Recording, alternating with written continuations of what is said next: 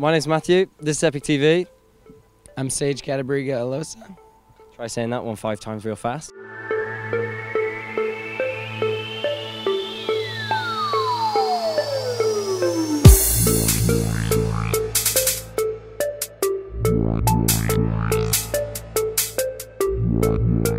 What's the sort of origin of that name, by the way? Yeah, Cattabriga-Alosa is my mother and father's last names, and they're both Italian. And is it common to sort of do that in Italy? I don't know if it is, but I'm American.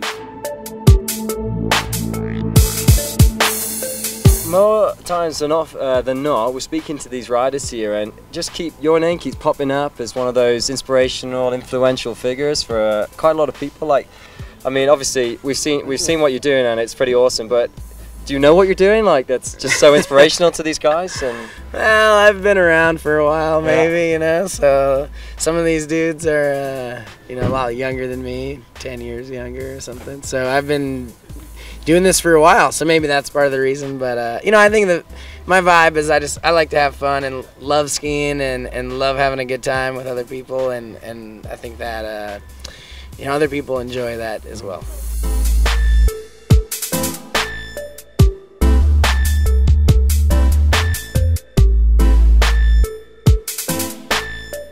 Where was it that you started off skiing though? Which place? When I was a kid, I grew up skiing at Grand Targhee Resort in Wyoming. It's right next to Jackson Hole, and kind of like a little more quiet resort. Lots of deep powder, and it really, I was a ski racing at the time. There was no freestyle or anything of that.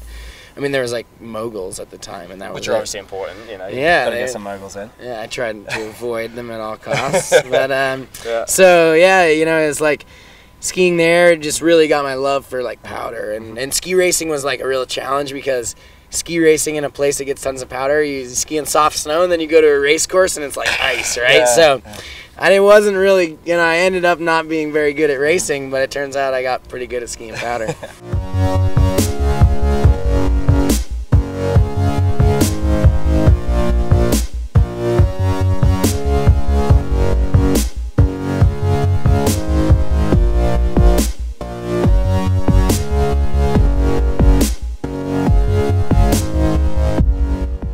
And as I understand it, you moved to Utah after that, and like, how important was that move for where you are now? Yeah, like after I graduated high school, I lived a couple of years in Oregon, and I spent the winters there for like 2 years, and then moved to Utah, and that was really when things really progressed. Mostly what it was, I was skiing with a good group of people. Who was your crew? Who were you hanging out with? At the time, it kind of was this Utah big jump posse. Chris Collins, Chris Manessi. So freestyling was starting to happen, like competitions were, more tricks were starting to happen. And then there was also like the big mountain stuff, and then this Utah crew was like really hitting like really big jumps and then doing tricks. So how big are we talking? Like 90 to 120 foot gaps, and doing like double backflips and big 720s, cork 720s, and all this stuff. And so it was like, at the time, not many people were like in the jumping world, were hitting like really big jumps. So this was kind of like a unique thing that these guys were doing. And that was through them, through that crew, is really where I got my start. They were filming with TGR already. I was hanging along with them, and suddenly I'm filming with those guys.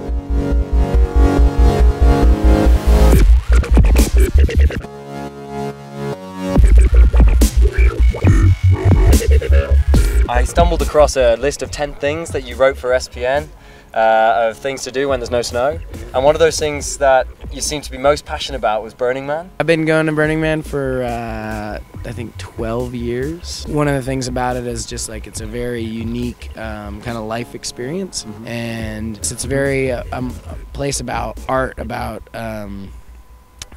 kind of creativity, and about sharing those experiences with people without money being involved. Art has been a big influence in my life ever since I was a little kid as well. Like skiing and art have kind of gone hand in hand, and I was going to college like pursuing kind of fine art, like kind of wanting to go in that direction, not sure where that would lead, but so it's kind of continued, and photography was a good way to kind of express that art. And then almost more like I love taking photos and stuff now, and still kind of find that as a passion, but also love like creating digital art on my computer, sometimes using some of those photo elements. That's cool. I also noticed on one of those 10 things it was ghost riding your car.